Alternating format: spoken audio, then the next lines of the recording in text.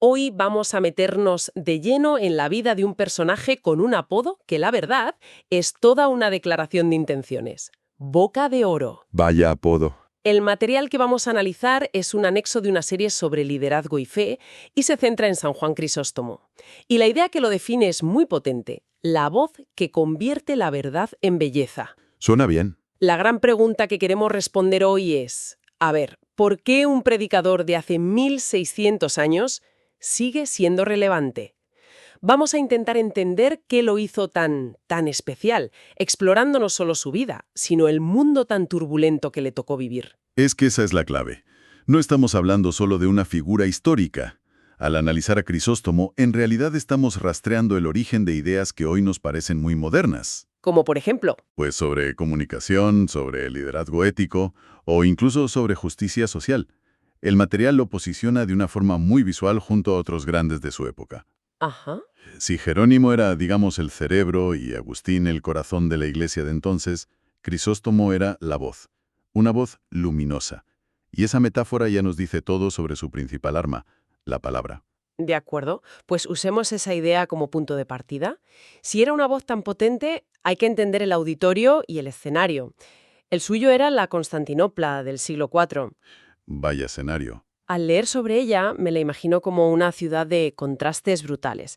Por un lado, la capital del Imperio Romano de Oriente, con un lujo y unas intrigas palaciegas casi de serie de televisión, ¿sabes? Totalmente. Y por otro, un hervidero de debates teológicos que se discutían en la calle, con el poder político intentando meter mano en la iglesia constantemente. Un auténtico polvorín. Totalmente, y es que su valentía no puede entenderse sin esa olla a presión. No era un monje predicando en el desierto a un público ya convencido. No, no. Estaba en el centro del poder, donde cada palabra era analizada y, bueno, podía costarle la vida. Uno de los puntos que se subraya es que su palabra no conoce sobornos ni silencios estratégicos. Esa frase es muy buena. Es fundamental. No callaba por conveniencia. Hablaba en un entorno donde el silencio era a menudo la opción más inteligente para sobrevivir. Y él eligió no tomarla. Ese contexto de alta presión que mencionas es fascinante. A ver, ¿cómo se forja una persona capaz de enfrentarse a todo eso? ¿Qué hay en sus orígenes que nos dé una pista? Pues mira, nació cerca de Antioquía, sobre el 349. Y aquí hay un detalle que me ha dejado pensando. Estudió retórica con Libanio, que era, por así decirlo, la mayor estrella de la oratoria pagana de la época. El mejor de los mejores.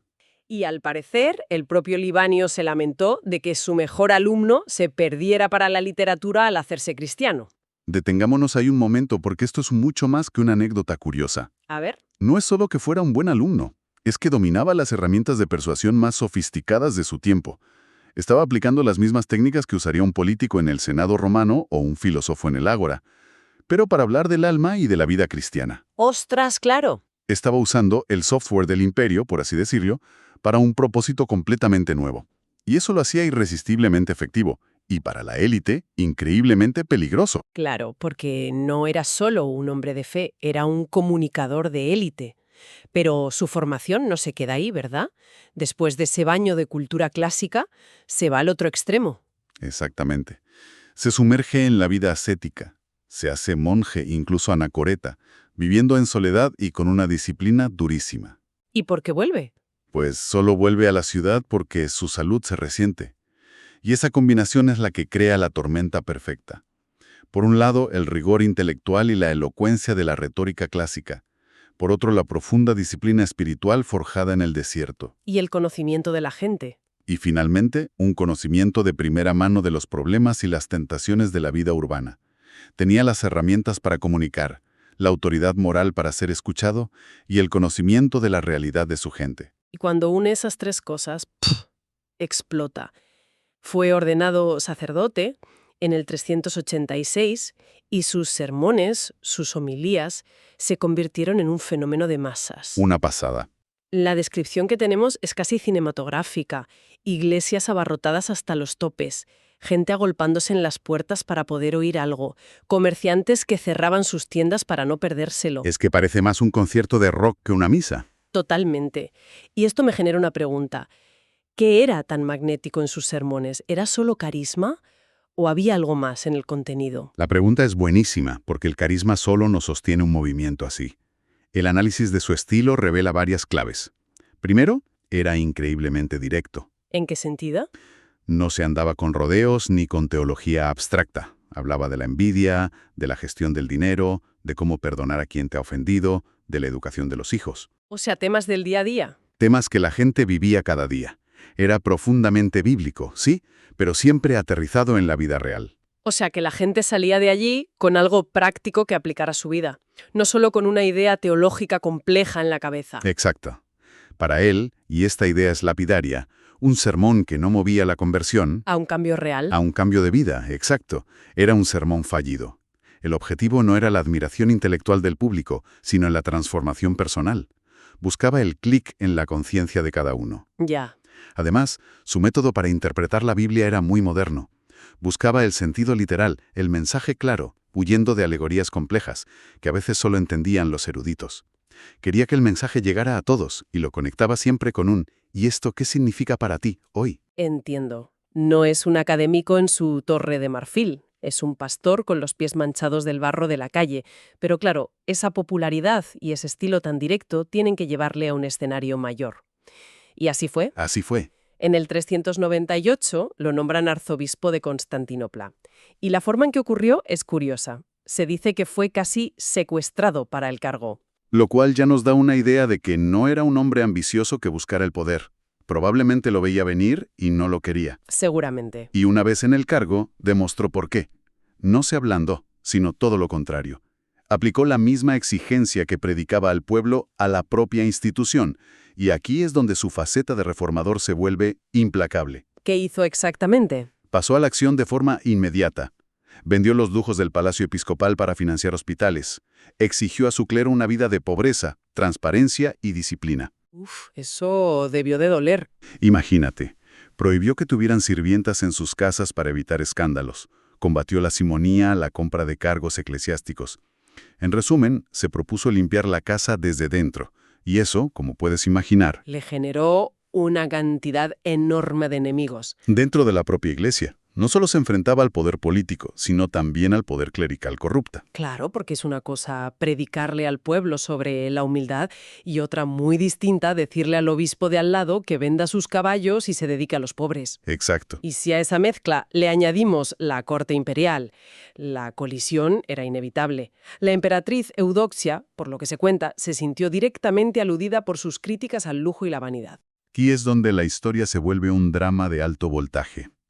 Crisóstomo no la nombraba directamente, pero sus sermones contra los excesos de la corte eran tan evidentes que todos sabían a quién se refería.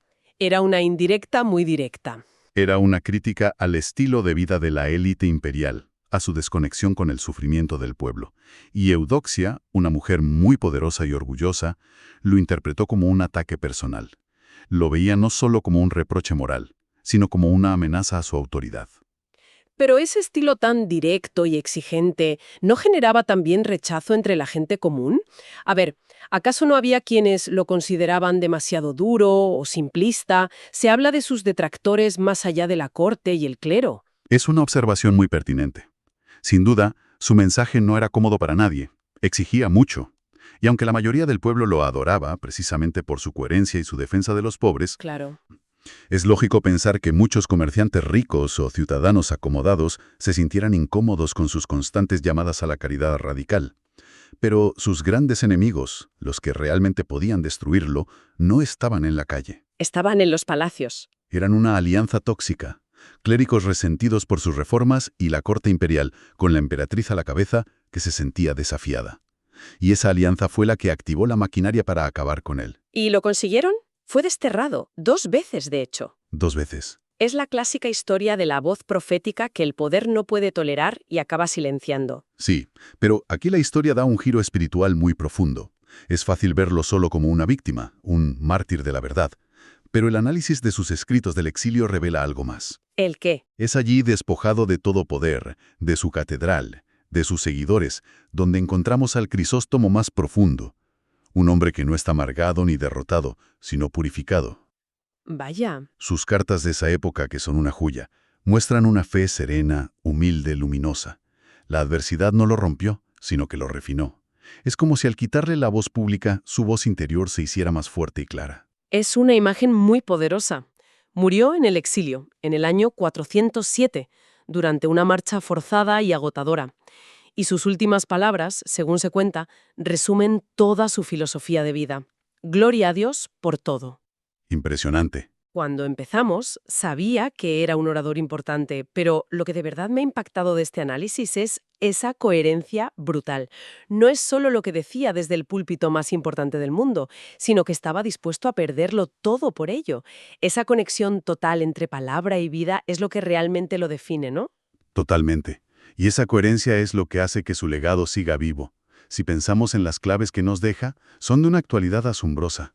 Por ejemplo, su visión de la caridad y la justicia social. Sí, esto es algo que me pareció increíblemente moderno.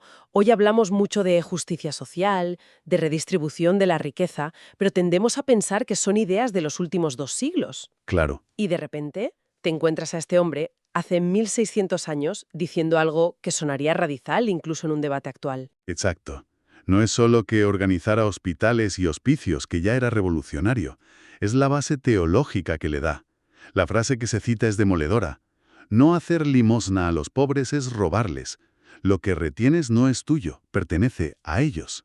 Es una frase brutal. Esto dinamita por completo la idea de la caridad como un acto de generosidad voluntaria.